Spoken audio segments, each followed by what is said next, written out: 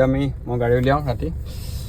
হে গাইছ, আজি হৈ গ'ল 5 নৱেম্বৰ আৰু আজিৰ পৰা যিহেতু অসমৰ বিভিন্ন প্ৰান্তত মানে একদম ৰাস মহোৎসৱ ষ্টাৰ্ট হৈ গৈছে। চ' আমাৰ ইয়াতো মানে যোৱাকালিৰ পৰা হৈছে। চ' আজিও আছে, চ' মিছামাৰীতো আছে। তো আমাৰ ঘৰৰ কাষৰ ৰবীন্দ্ৰ দাই মানে ইয়াত মিছামাৰীত আজি কৃষ্ণ নাচিব। তো ৰবীন্দ্ৰ দাক আমি কৃষ্ণ নাচিবলৈ মই গাড়ী দি লৈ যাম। তো আপোনালোককো দেখাম তেওঁৰ নৃত্য।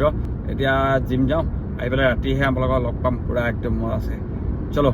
তো গাইছ, এইফালে পূৰা 9:15 হ'লে আৰু দাদাও প্ৰায় ওলাই হৈছেই। চ' আমি মানে এতিয়া প্ৰায় ওলাই ৰেডি বলক গৈ আছোঁ ৰাসৰ ঘৰলৈ। আৰু এটা কথা আপোনালোকে লক্ষ্য কৰিছেনে, আগতে যেতিয়া আমি ৰাস চাবলৈ যাওঁ পূৰা জেকেট লগাই যাবলগীয়া অৱস্থা, আৰু এতিয়া বৰ্তমান কি হৈছে দেখিছে, ওপৰত ফেন লাগি থাকিবলগীয়া অৱস্থা। একদম বেয়া কণ্ডিশ্যন হ'ব গৈ আছে। আৰু এইফালে আমাৰ গাড়ীয়ে লৈ যাম বাৰু। এতিয়া মই গাড়ী উলিয়াওঁ ৰাতি। আমাৰ ককাইটো ৰেডি হ'ল,